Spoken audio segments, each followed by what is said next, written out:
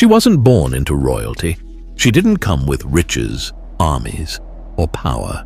Just an orphan, raised in exile. A foreign girl living under the rule of the world's most powerful empire. Yet she was chosen, not by chance, not by beauty alone. She was positioned by divine purpose, hidden behind palace walls for such a time as this. But while kings drank from golden cups and nobles plotted in secret, a quiet battle was brewing, one that wouldn't be fought with swords or chariots, but with fasting, faith, and the bravery to speak when silence could mean death. Her name was Esther, and this isn't just the story of a queen. It's the story of how God saved a people through the most unlikely of heroes.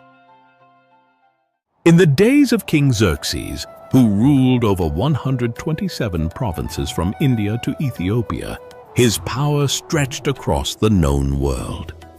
From his throne in Susa, he reigned with absolute authority. To display his greatness, Xerxes held a lavish feast for 180 days, inviting nobles, princes, and military leaders from across the empire. Gold goblets and royal wine flowed freely. When those 6 months ended, the king opened the palace gates to everyone in Susa, hosting a 7-day banquet in the garden courtyard. Wine was served generously, with no restrictions. Meanwhile, Queen Vashti hosted a separate feast for the women inside the palace. But on the 7th day, when the king was merry with wine, he made a prideful demand: that Queen Vashti be brought before the guests wearing her royal crown so they could admire her beauty. Vashti refused. She would not parade herself before a drunken crowd. The king's pride was wounded. His own queen had publicly defied him. Enraged and humiliated, Xerxes turned to his wise men. One advisor, Memucan, warned that her defiance would spread. He said, "All women will hear of this and dishonor their husbands." They urged the king to remove Vashti and issue a decree throughout the empire that every man should rule his own household. The king agreed. A royal edict was sent to every province in every language, and Queen Vashti was dethroned. But little did they know, God's unseen hand had just begun to move. As time passed, King Xerxes' anger faded, and he began to reflect on Queen Vashti, her beauty, her bold defiance, and the decree that banished her. Though the law could not be undone, her absence lingered. Sensing the king's mood, his advisors proposed a solution. Let beautiful young virgins be brought from every province. After beauty treatments, the king can choose a new queen to replace Vashti. The king agreed. Messengers were sent across all 127 provinces, and young women were gathered from every corner of the empire, from India to Ethiopia. Among them was Hadassah, known by her Persian name Esther, a young Jewish orphan raised by her cousin Mordecai, a Jew living in Susa. He had taught her to fear God and keep her identity hidden in a foreign land. Esther was taken to the palace and placed under Haggai, the keeper of the women.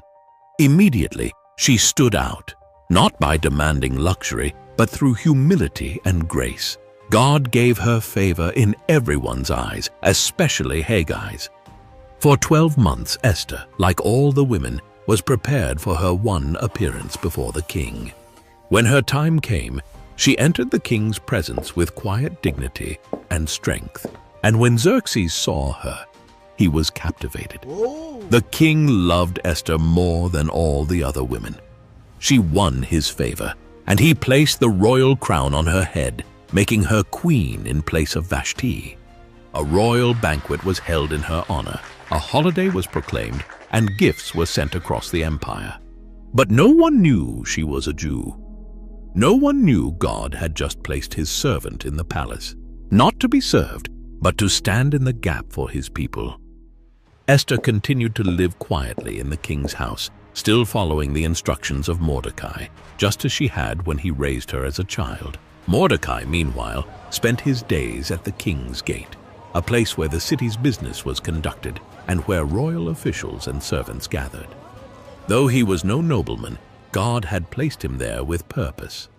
One day, as Mordecai sat in his usual place, he overheard something chilling. Two of the king's eunuchs, Bigthan and Teresh, who guarded the entrance to the palace, were speaking in hushed, angry tones. Their voices low but full of resentment, they plotted to assassinate King Xerxes. What they intended was treason, the murder of the most powerful man in the world. Mordecai didn't hesitate. He sent word immediately to Queen Esther, who now had direct access to the king. Esther relayed the warning to Xerxes, clearly stating that the information came from Mordecai. An investigation was launched. The matter was examined thoroughly, and the truth was uncovered. The two guards were guilty. They had indeed conspired against the king, and by Persian law, the punishment for such betrayal was swift and brutal. They were hanged on the gallows. The king's life was spared, but the moment passed without fanfare.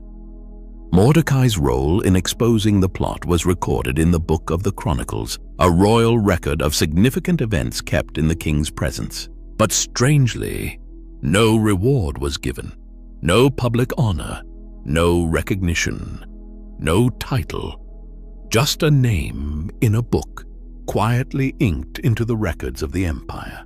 After some time, King Xerxes promoted Haman the Agagite to the highest rank among his officials. All were ordered to bow to him, but Mordecai refused. Day after day, Haman saw his defiance and burned with anger. When he learned that Mordecai was a Jew, Haman's hatred grew deeper. He didn't just want to punish Mordecai, he wanted to destroy all Jews throughout the empire. Haman cast lots, Purim, to choose the day. Then he approached the king with deceitful words. There is a certain people scattered through your provinces. They live differently and don't follow your laws. It's not in your interest to tolerate them. The king agreed, giving Haman his signet ring. A royal decree was sent to all 127 provinces.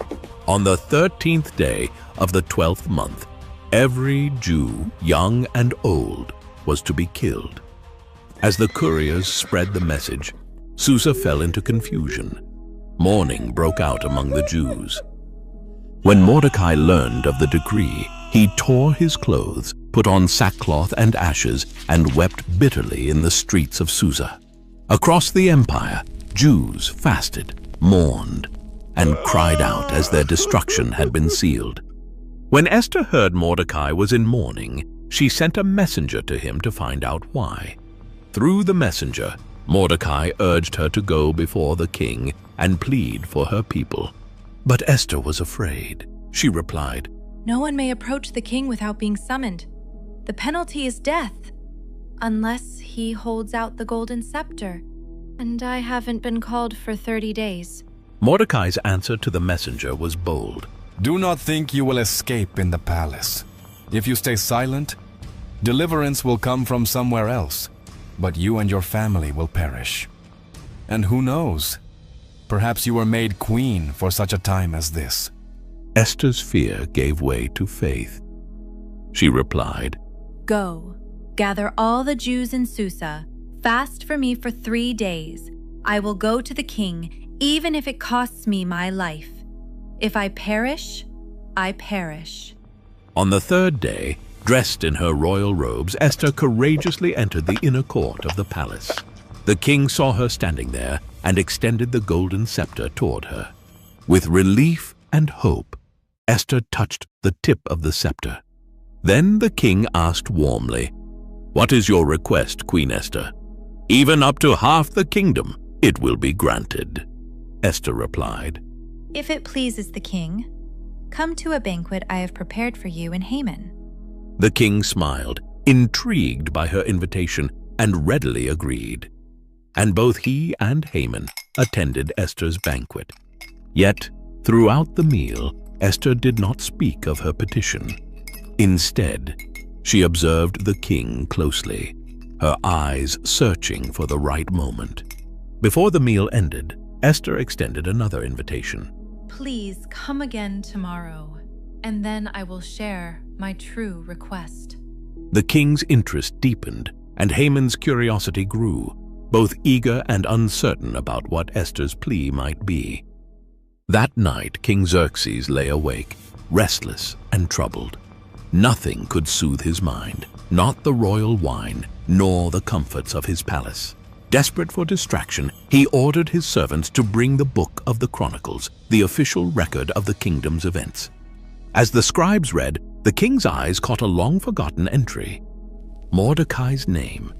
The record told how Mordecai had uncovered a plot against the king's life, an act of loyalty that had saved Xerxes from assassination. But despite the gravity of this deed, Mordecai had never been rewarded. Deeply moved, Xerxes asked his advisors, "What honor or recognition has been given to Mordecai for this?" The advisor replied, "Nothing has been done for him." The king sat in thoughtful silence.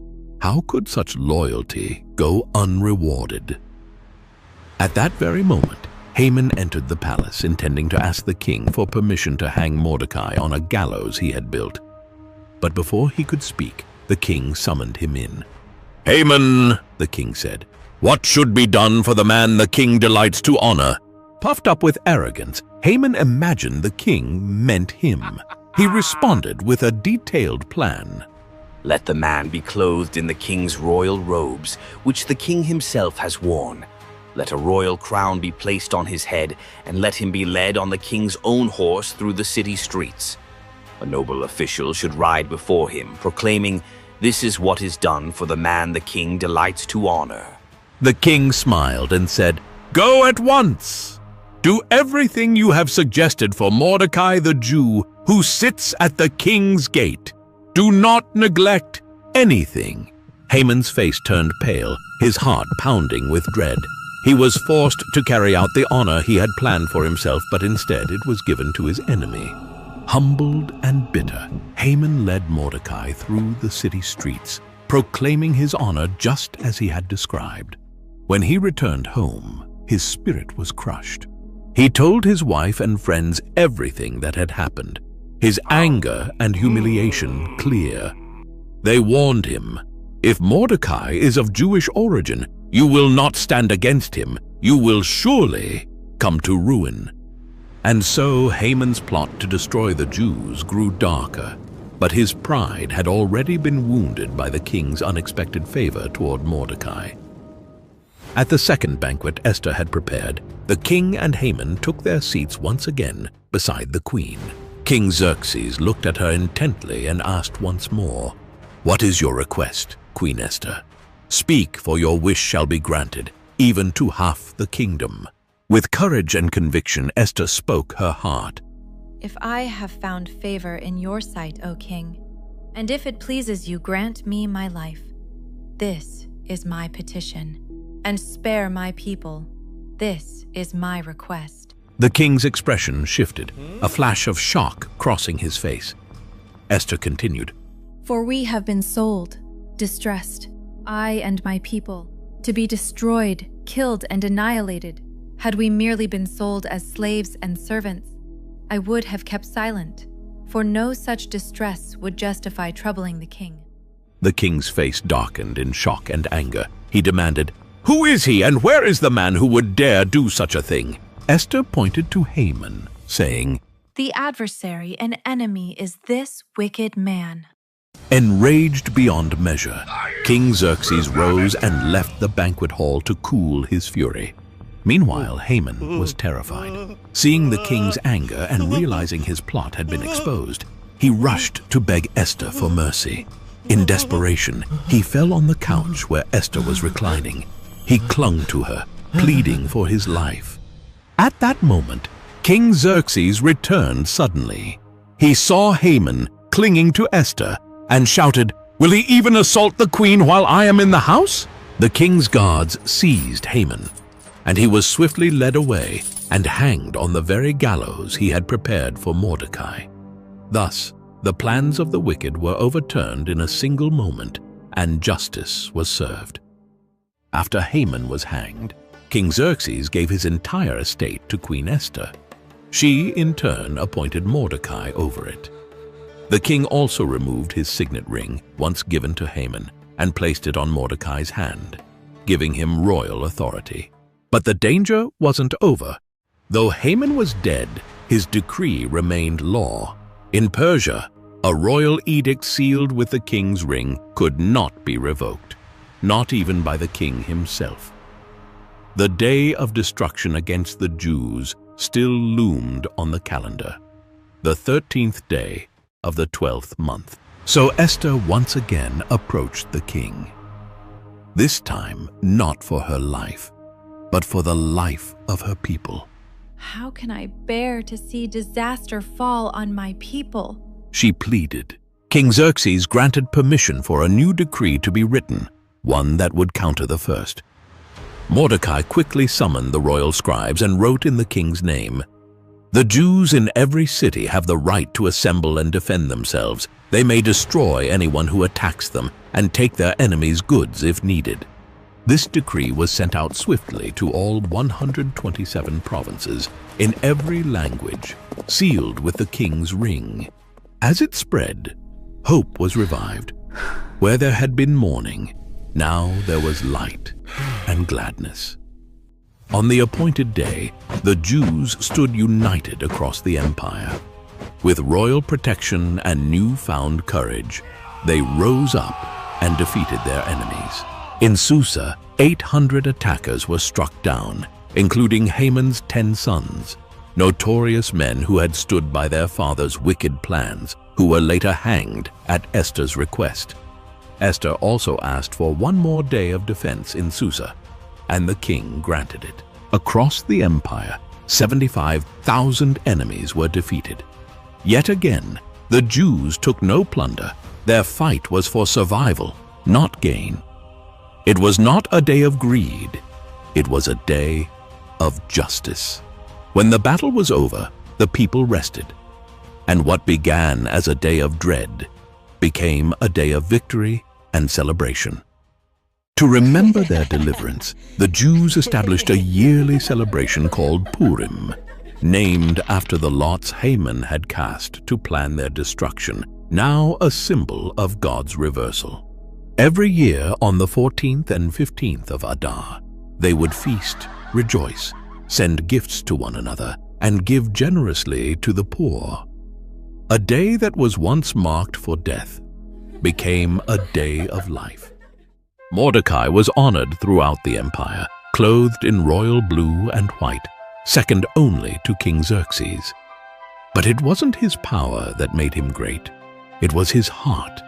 He sought the good of his people and spoke peace and truth to all. And though God's name is never mentioned in the entire Book of Esther, his fingerprints are everywhere. In every twist, every risk, every rescue. What was meant for destruction, God used for salvation.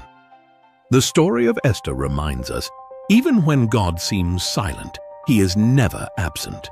Even when the odds are against us, he is already at work. Perhaps you too are where you are for such a time as this, not by accident, not unseen, but chosen, positioned, and called. Because the God who reversed the fate of a nation still writes stories of redemption today, and yours could be next. If you haven't subscribed yet, please don't forget to do so.